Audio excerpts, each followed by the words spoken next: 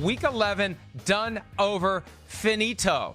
And the Chargers are done, over, and finito. They fell in Mexico City last night to the Kansas City Chiefs, 24-17. Chris Sims, I'm going to resist making it all about me and being right on my best bets. 2-1 this week. I trusted the Chiefs to cover. It looked like it was going to be a blowout. It was 24-9. I got to give the Chargers credit for making it interesting. The Chiefs were ready to run away with it. It ended up being a pretty exciting finish. Well, definitely. I mean, 24-9, but it should have been 21-0 Chargers to start the game. I mean, the game was served up on a silver platter for them. You know, they're driving down. They miss field goals. They're driving down. They throw an interception.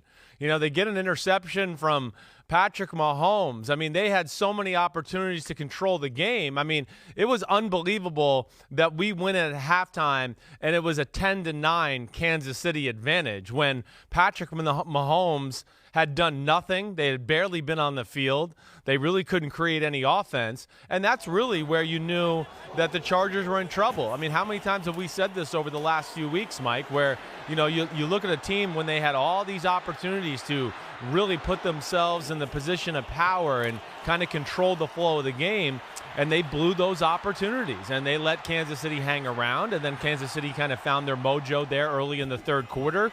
And you're right, at least they fought back and had a chance to pull it out in the end nonetheless. Yeah, and look, Patrick Mahomes in the first half was sluggish. The guy still is, I don't want to say rusty, but he hasn't played a lot of football in the last month. He had the game last week at Tennessee, and you pointed out there were some throws that weren't characteristic Patrick Mahomes throws then. He mentioned after the game why he wasn't as sharp early on as he needed to be. Let's listen to what Mahomes said, because it fits with one of the themes that we have as to how you defend the Chiefs in this second season of Mahomes as a starter. Here he is from last night. I think the biggest thing as an offense the first half is me being a little too over-aggressive. There was times where you saw in the second half I kind of just took the checkdowns and hit the running backs out of the backfield when I had those early in the game. And so just kind of going back and reevaluating myself during the game, during halftime, and realizing that if they're going to get depth and they're going to kind of take away our shots, that if we're going to have to just kind of take what's there, and then whenever we get the opportunities like we had with Kelsey in the red zone there, you take advantage of those. See, Chris, I'm confused why it took him a full half of football to figure this out. We've known all along that that's how teams are going to defend them this year. He said it himself, right? He wants to have the spectacular plays. He wants to throw the ball down the field, especially at the 7,342-foot elevation of Mexico City where the ball goes even farther. So if they're trying to take that away from you, you don't force it. You don't wait for it to pop. You take what's available. And I'm glad he finally figured it out, but he should have figured it out a lot sooner than at halftime. Well, this is a fundamental problem with the Kansas City Chiefs. I mean, we've seen that when you want to beat the Kansas City Chiefs, other than maybe the New England Patriots who have the corners to get up in their face and play, bump and run and do things like that, this is exactly what the Chargers did to them late last year when they beat them in Kansas City on that, what was that, a Saturday night game or a Thursday night game? Thursday night game. This is exactly the same game plan. Now, what gives me hope is last year Kansas City just continued to run deep guys down the field and thinking like, oh, something was going to change. Let me just keep knocking my head against the wall and see if something changes that way. But it didn't, and that's what I was afraid of last night. That's where I got to give Eric Bieniemy and Andy Reid a lot of credit, that they did come out in the second half and said, okay, no Tyreek Hill. They are dropping way down the field. They are not going to let us throw our normal deep, aggressive pass plays. And they did call more underneath things to at least sustain some drives and get some mojo going that way. And that was big to me. It really was. It was really, to me, the key to the football game, because I didn't know if Kansas City and Andy Reid historically and Eric Bieniemy could look at, let's run the ball if they're going to drop back, and let's throw the ball short. Traditionally, they've kind of been stubborn that way. Yeah, I agree with you completely. And you mentioned the failure of the Chargers to score points when they had an opportunity. With a team like the Chiefs, when you have a chance to put them on the mat, you have to, because eventually they are going, Chris, to score their points. And the Chargers should have been leading at the first half. They should have been leading big. They shouldn't have been losing at halftime, and the Chiefs pulled away. But I have to give the Chargers credit for making it interesting. The only problem is it set the stage for yet another Phillip Rivers failure. And Chris, all 7 losses this year for the Chargers have been by 7 points or fewer. This gets back to something we've mentioned time and again. Yeah. Close games. Last year, it went their way more often than not. They were 12-4. This year, it's not going their way in the close games. They're 4-7. And 7 is the magic number in a variety of ways because Phillip Rivers now has 7 interceptions the last 2 weeks, including the throw that ended the game. Yeah, just not great football by him. Has, some of it been a little unlucky? Yeah, sure. I mean, that one right there gets hit, if you're watching on TV, gets hit from behind as he's throwing the football. But that one there, the one down the middle of the Honey Badger, horrible. I mean, there's no other way you could say it. And especially in a moment of the game where Kansas City's offense had done nothing, and all of a sudden you're going to give them basically a 5-yard touchdown drive to get them going. But, I think the big thing is Phillip Rivers still can make a lot of big-time plays. I do think at times, though, he's just over-aggressive, too freewheeling that way, and also not realistic to go, okay, what is he, 38, 39 years old? My arm's not the same as it once was. It was never a awesome, unbelievable arm, and it's certainly not now. And I think he thinks he's going to get away with some throws that, obviously he's not going to get away with. How do you coach that out of him at this stage of his career and life? Yeah, that's a tough one, Mike. I don't know if you can. I mean, this is something that's really going to have to be on him to kind of have that trigger in his brain to where when he sees a tight window 20, 25 yards down the field, he's got to almost second-guess himself or put a little governor in his brain to go, you know what? I've seen this before. Let me just throw it underneath, and I'll live to play another day, and maybe I get another opportunity to throw that ball down there either way. But, because of lack of arm strength, too, he has to throw balls way before the picture kind of presents itself at times. I mean, he's got great anticipation and all those things he always has. That's really been a great strength of his game. But, when you don't have a fastball that, can drive the ball in there all the time, that means you have to make some dicey throws sometimes and throw balls where, the guy's not in the window yet, but I got to throw it right now because that's the only way we're going to get it completed. And those are the things he's kind of struggling with, especially the last 2 weeks. Rivers himself was asked after the game why he is currently throwing so many interceptions. Here's what he had to say. It's a football game. I mean, if you could just pick and choose and never throw them ever, I'd choose to throw 0. So certainly don't want to throw them, but certainly I know it's hurting us right now. That explanation falls into the stuff happens category, and I don't buy that because, and I did this last hour on radio, Chris. I'm sure you weren't listening because you pay no attention to me when you're not actually having to talk to me. But plenty of other quarterbacks have much better touchdown to interception ratios right now than Phillip Rivers, who's at 15 touchdowns and 14 interceptions. And you've got some guys with stunning numbers here. Kirk Cousins, 21-3. You've got Russell Wilson still at 23-2. You've got Dak Prescott at 21-9. Patrick Mahomes, 19-2. Guys are taking care of the ball. Guys are making good decisions and not throwing the ball into traffic and just hoping for the best. And I feel like with Phillip Rivers, just as you said, there's too many of these occasions where he just kind of throws it up on a wing and a prayer and hopes for the best. Yeah, well, last year, like you opened up the show, he kind of limited those type of things. And, of course, they were a 12-4 football team. But all those years before that, this has kind of been more of a reoccurring theme than he or any Chargers fan would like, over the last 4 or 5 years.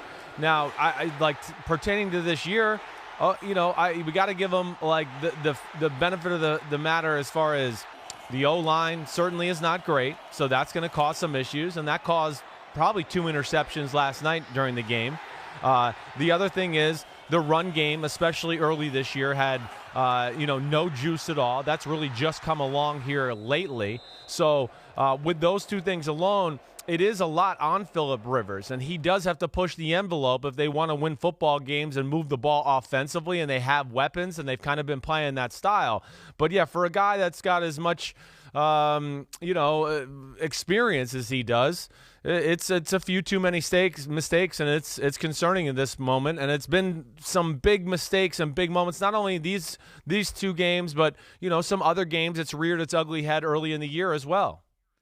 Let's play that last interception again, because it looks like he was trying to thread the needle and drop it in over the defender. He knew the defender was there. Yes. He just flat out misses him. And this isn't the throw it up and hope for the best. This is here's my guy. I'm going to drop it in. You can even see the way he throws it. It's kind of like that, try to throw something into a trash can. Like, I know exactly what I need to do. I'm going to flip it in there. And he just missed it, Chris. Yeah. He just missed it. Look at that. It's just like, I'm going to drop it in.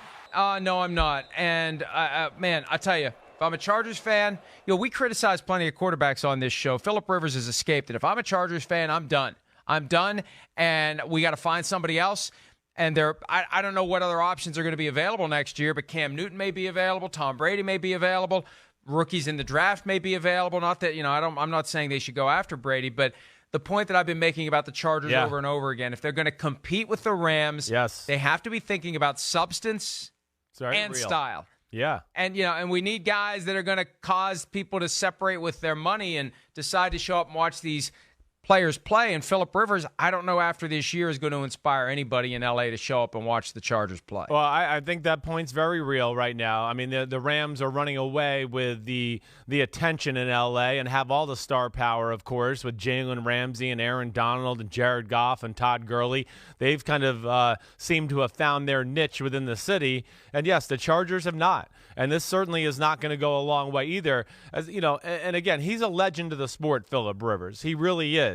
But for that new fan that's, let's say, 12 and younger, 15 and younger, they might not know a lot about Phillip Rivers or care. They want somebody in there or players in there that, they can gravitate towards now. And I think that's the problem the Chargers are going to have to think about, whether it's this year or next year. But they're certainly getting towards, that part of the career where Phillip Rivers, and I know he made some comments last week talking about it's a year at a time. And I think he's very realistic in knowing that, this is coming down to the last year or two for him as well. Yeah, he said he's going to regroup after the season. Right. He wants to stay with the Chargers. His contract expires. I just think the Chargers have to make that dispassionate, emotionless decision that teams make all the time about every player on the roster at one point or another. Is it time to move on? And I think it's time for the Chargers to move on from Phillip Rivers. I hate to say that, but that's our job, to recognize these situations and say what needs to be said. At the end of the day, we don't mind being in those kind of football games. I felt like, we've been challenged a lot this season. We've played a lot of good football teams, a lot of good quarterbacks. We've been in that situation, maybe 4 or 5 times this year. So I think our defense is starting to get confidence. I think we're starting to want to be in that situation, so we can make a play and we can get the ball back to our offense. Tyrann Mathieu, Chiefs safety. One of the reasons why the defense is different this year, it's hard to know how much better the Chiefs defense really is, because there have been moments where it hasn't been great, but then there are moments where it steps up, like last night with the 4 interceptions. Mathieu had one. He had another one right in his hands. Chris, is this defense good enough at this point? I mean, the team has lost 4 games this year. They have a lot of work to do, and they need some help to get back in position to even have a bye week in the postseason. Do you think once the playoffs roll around, this is a defense that can help them win more games than they won last year? Well, I do. I don't know. I do think it's more conducive to playoff football. Now, ever since that Houston Texans Deshaun Watson game, they have been better. And I know you've heard me say this a lot, right? Even in their loss to the Tennessee Titans, man, I mean, yes, Derrick Henry, he ran all over them. I get that. He broke 2 big one really big run where they kind of messed up the run fit. But their pass defense has been a pain in the butt. They gave Kirk Cousins a tough time when he came to town and didn't let Dalvin Cook do all that much. Last night were a pain in the butt for Phillip Rivers. We saw what they did to the Denver Broncos in Denver. And really, if it wasn't Aaron Rodgers, you'd heard me say this too, that the Green Bay Packers were in Strugglesville too. I mean, just if think about some of the highlight throws we saw from that game that night from Aaron Rodgers that helped move the ball. I mean, he was really, maybe him and Mahomes were the only two guys in the league that could have completed some of those passes. So I am encouraged with what they see. They're not going to be ever in the top 15 or anything like that. They don't have enough difference makers and things like that. But two things: they have been more aggressive, they disguise more, and they've been putting more big people on the line of scrimmage to at least slow down the run. Now, it didn't work against the Tennessee Titans, but all the other games, they have slowed down the run to where it's formidable on the defensive side. And the schedule isn't quite formidable, but it's not easy down the stretch for the Chiefs. They have the Raiders after the bye. Oakland comes to town.